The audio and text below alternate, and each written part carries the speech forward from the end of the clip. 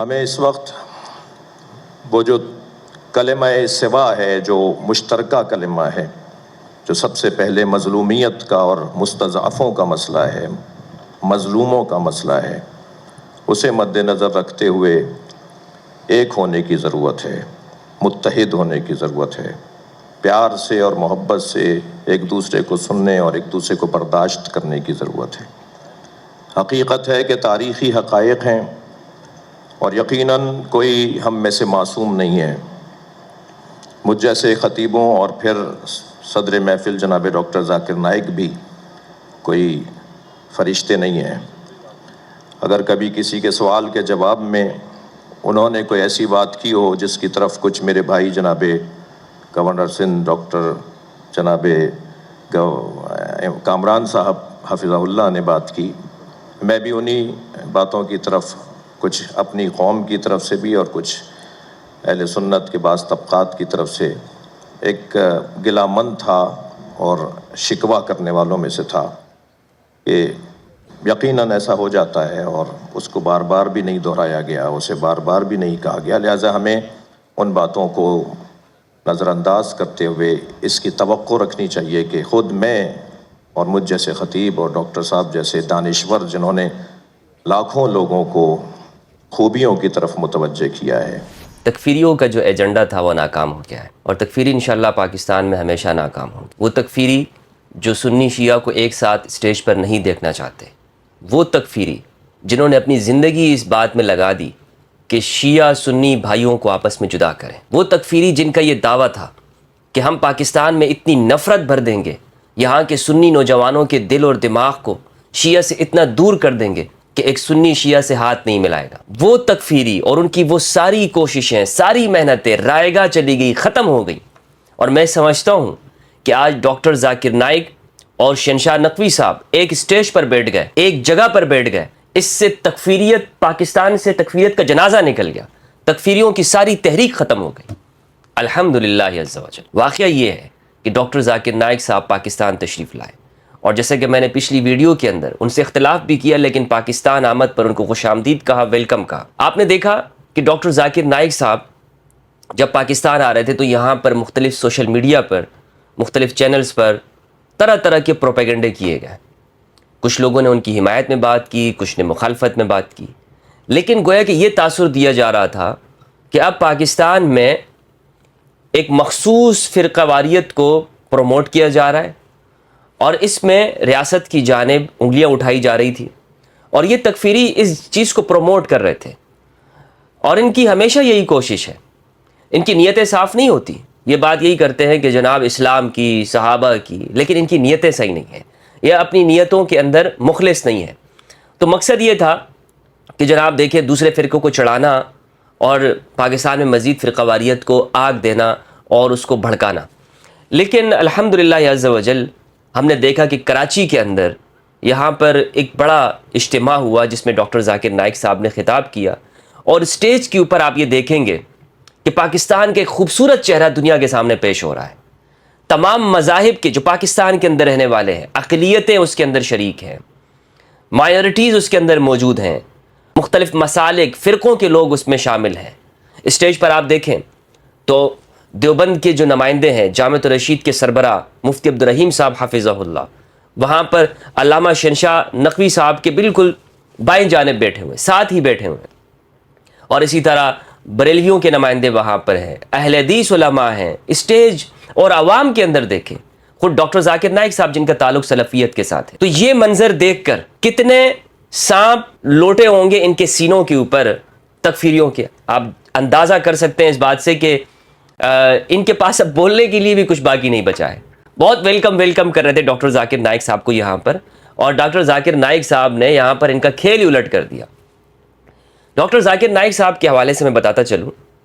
کہ وہ شخص ہیں کہ جنہوں نے یزید کو رضی اللہ عنہ کہا، اور اس پر پوری دنیا کے اندر مسلمانوں کی دل آزاری ہوئی، اہل سنت میں سے بھی اور اسی طرح شیعہ علماء نے بھی اس پر احتجاج کیا اور ڈاکٹر ذاکر نائک سے رجوع کرنے کو کہا۔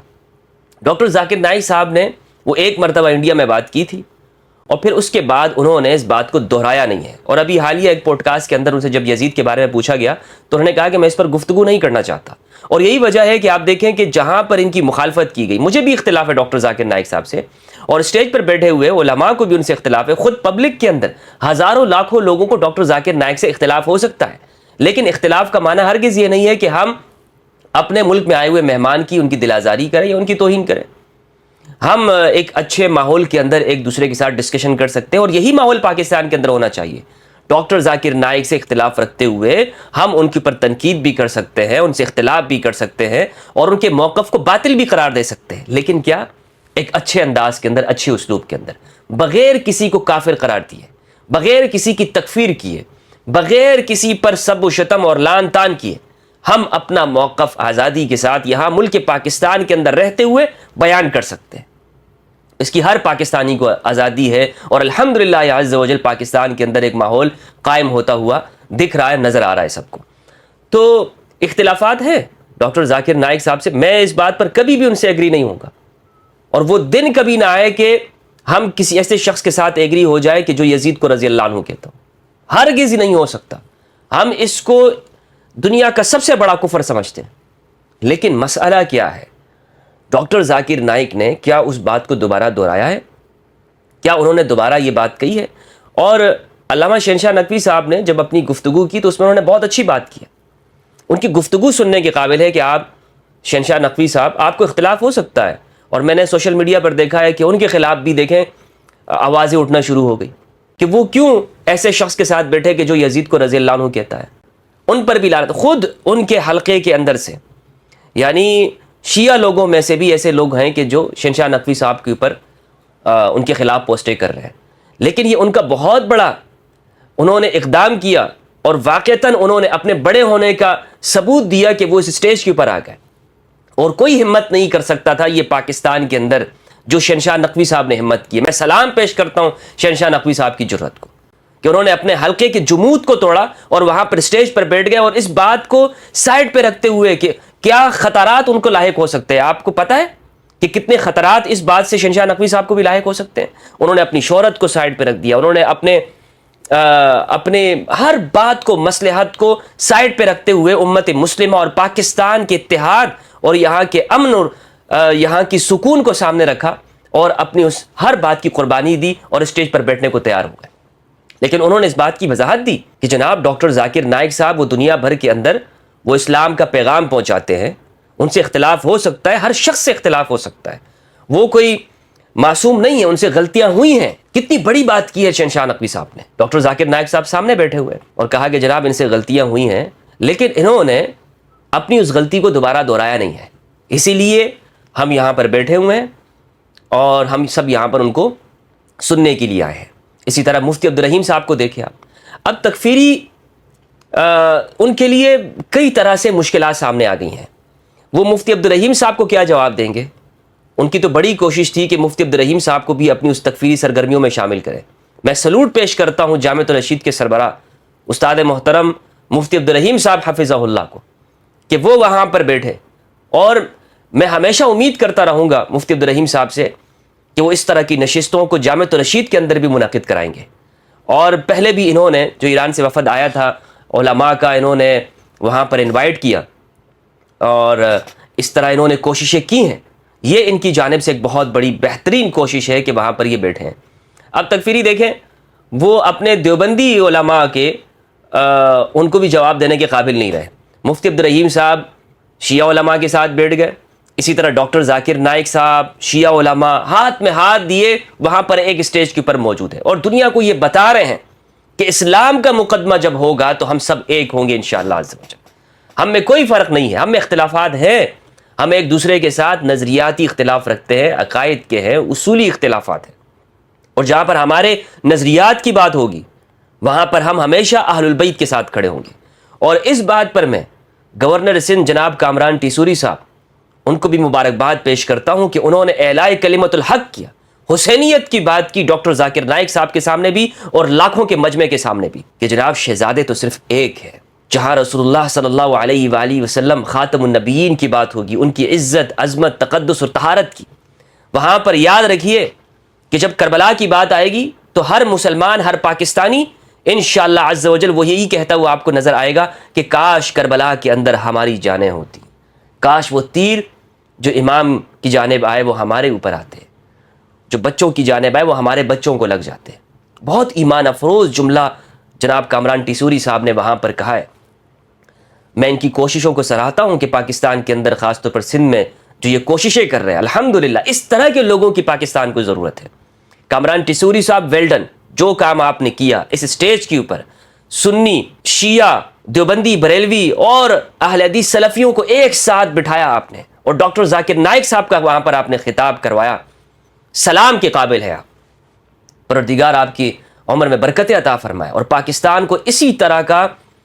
طرح کے حکمران پروردگار پاکستان کو نصیب فرمائے کہ جو سب کو ساتھ لے کر چلنے والے ہوں، تمام مذاہب کو ساتھ لے کر چلنے والے ہوں۔ کاش یہ کام ہمارے ہاں پہلے سے شروع ہو جاتا، لیکن اگر آپ نے اس کا بیڑا اٹھایا ہے تو مجھے امید ہے انشاءاللہ یہ کامیابی کا سفر جاری رہے گا۔ تو تکفیریت اپنی موت مرنے جا رہی ہے، لہٰذا یہ سوشل میڈیا پر یہ کافر کافر شیعہ کافر کے نعرے لگانے والے ہو، تم اپنے خواہ کی اپنے محنتیں برباد کر رہے ہو، اپنا وقت برباد کر رہے ہو، اس سے تمہیں کچھ حاصل نہیں ہوگا، کیونکہ اب پاکستان کا نوجوان جاگ گیا ہے، اب دنیا بھر کا مسلم جاگ اٹھا ہے۔ وہ کہہ رہا ہے کہ تم ہاتھ باندھنے کے اوپر لڑ رہے ہو، ہاتھ چھوڑنے اور ہاتھ باندھنے کے اوپر لڑ رہے ہو، اور دنیا تمہارے ہاتھوں کو کاٹ رہی ہے، تمہاری طاقت کو ختم کر رہی ہے۔ ایک ہو جاؤ مسلمانوں، سب ایک ہو جاؤ۔ یہ تفرقہ اور فرقہ واریت، تفرقہ بازی، یہ جو اس وطن کے اندر اور دنیا بھر میں ہم نے سنی شیعہ کے نام سے بنا کر رکھی، اس میں ہماری جوانیاں ضائع ہو گئی، ہماری نسلیں اس کے اندر ختم ہو گئی، اور لوگ ایک دوسرے کے ساتھ کٹ مرے، ان سب کا وقت ختم ہو گیا ہے۔ لیکن یہ بڑی قربانی کا کام ہے، اس میں ہر فرقے کے لوگوں کی قربانی دینی ہے، لوگ اس میں اعتراضات ہوں گے۔ میں نے آپ کو بتایا کہ یہ کوئی آسان کام نہیں ہے۔ یہاں پر انٹرفیتھ ہارمنی، یہ جو شعبہ ہے، اس پر جو کام کیا جا رہا ہے، یہ پاکستان کے اندر جتنی اس کی ضرورت ہے اتنا ہی یہ جتنا اہم کام ہے اتنا ہی یہ مشکل بھی ہے۔ اس کو آسان مت سمجھیے، اس میں اپنی شہرت کو داؤ پہ لگانا پڑتا ہے، اپنے فرقے کے لوگ مخالف ہو جاتے ہیں، اپنی جماعت کے لوگ مخالف ہو جاتے ہیں۔ اب سوشل میڈیا پہ کیا چل رہا ہے کہ شہنشاہ نقوی صاحب ایسے شخص کے ساتھ کیوں بیٹھے کہ جو یزید کو رضی اللہ عنہ کہنے والا ہے؟ یہ سب پروپیگنڈا چل رہا ہے نا۔ لیکن میں نے آپ کو اس کی وجہ بتائی کہ جناب میں آپ کو خود ایک بات کرنے جا رہا ہوں کہ میں طارق مسعود صاحب کے ساتھ بیٹھنے کے لیے تیار ہوں، میں ہر شخص کے ساتھ بیٹھنے کے لیے تیار ہوں کہ جو اس وطن کے امن کے لیے بات کرتا ہوں، اپنے اختلافات کو ایک وقت کے لیے میں سائڈ پہ رکھنے کے لیے تیار ہوں۔ میں کیا، ہر پاکستانی جو اس وطن کے لیے محبت رکھتا ہے، جو سب سے پہلے پاکستان کے بارے میں سوچتا ہے، سب سے پہلے پاکستان، اس کے بعد سارے ہماری باتیں اور رشتے آتی ہیں، تو ہم اپنے اختلافات کو ایک وقت کے لیے بلانے کے لیے تیار ہیں۔ ایسا نہیں ہے کہ جناب ہم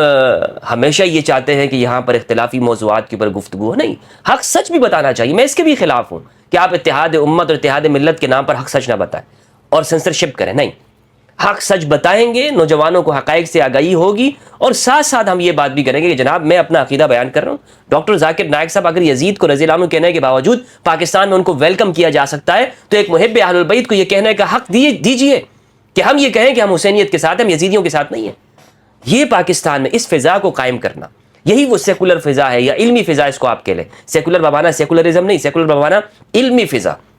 کہ جس کے اندر ہم بیٹھ کر بات چیت کر سکے، ڈائلاگ کر سکے، گفتگو کر سکے، اور اسی طرح ایک اسٹیج پر ہم اپنے وطن کے بارے میں یہ پیغام دے سکیں کہ اس وطن کے اندر جہاں اختلافات ہیں وہاں مائنورٹیز بھی محفوظ ہیں، وہاں اقلیتیں بھی محفوظ ہیں، اور مجھے بہت خوشی ہوئی کہ اس میں اقلیتوں کو بھی انوائٹ کیا گیا، ان کی بھی نمائندگی یہاں پر ہوئی، مسیحیوں کی بھی اور ہندوؤں کی بھی نمائندگی ہوئی، اور جو بھی اس وطن کے آئین کو اور قانون کو مانتا ہے اس کی نمائندگی یہاں پر ہونی چاہیے۔ تو مجھے اس پہ خوشی ہوئی، اسی لیے میں نے چاہا کہ میں اس موضوع کے اوپر بات کروں، اور جہاں بھی بین المذاہب امانگی کی بات ہوگی، کوششوں کی بات ہوگی اس وطن عزیز کے لیے، وہاں پر آپ کو مفتی ہمدرد سب سے آگے نظر آئے گا انشاءاللہ۔ ایسی کوششوں کو سراہتے ہوئے میں اگین یہ بات کہہ رہا ہوں کہ جہاں میں ان مسائل کے اوپر گفتگو کرتا ہوں، ان موضوعات کے اوپر جو تاریخ سے ریلیٹڈ ہے، اور شہنشاہ نقوی صاحب نے جن کی جانب اشارہ کیا،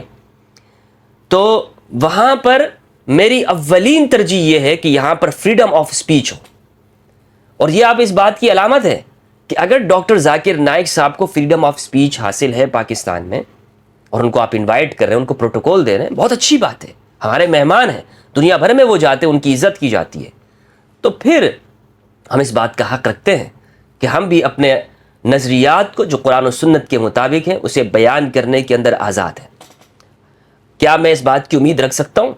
کیا ایک محب اہل البیت اس بات کی امید رکھ سکتا ہے کہ ہم تاریخ کے ان حقائق سے پردہ اٹھائیں کہ جس میں یہ بات معلوم ہوتی ہے کہ اہل البیت مظلوم ہیں، ان پر ظلم کیا گیا ہے، اور کون کون سی بڑی شخصیات ہیں، وہ کون سی شخصیات ہیں کہ جنہوں نے یہ سب کیا اور اس کا آغاز کیا؟ ہمیں اس بات کا کرنے کا حق ہے، اور میں یہ بات اس لیے کہہ رہا ہوں کہ اگر آپ یہ چاہتے ہیں کہ یہ سارے یہ گلدستہ اسی طرح بیٹھا رہے تو پھر یہ آزادی آپ کو سب کو دینا ہوگی، لیکن اس میں ایک شرط آپ لگا سکتے ہیں کہ احترام کے ساتھ بات کی جائے، اور ہم اس بات کے قائل ہیں کہ جناب احترام کے ساتھ ہو، کسی کے اوپر طنز تحقیر نہیں ہونی چاہیے، مقدس شخصیات کے اوپر ان کے اوپر لعن طعن نہیں ہونا چاہیے، ٹھیک ہے، لیکن بات کرنے کے اوپر پھر آپ پابندی نہیں لگا سکتے، پھر آپ کو اجازت دینی ہوگی، پھر آپ کو کہ دوسرا فرقہ بھی، دوسرے لوگ بھی اپنے عقائد و نظریات کو کھل کر بیان کر سکیں۔ پروردگار سے دعا ہے کہ پروردگار اس وطن عزیز کے اندر امن قائم رکھیں، اور یہاں پر سنی شیعہ ان دونوں کو آپس میں اسی طرح متحد رکھے کہ جس طرح یہ اسٹیج کے اوپر ہیں پورے عالم اسلام کو متحد رکھے،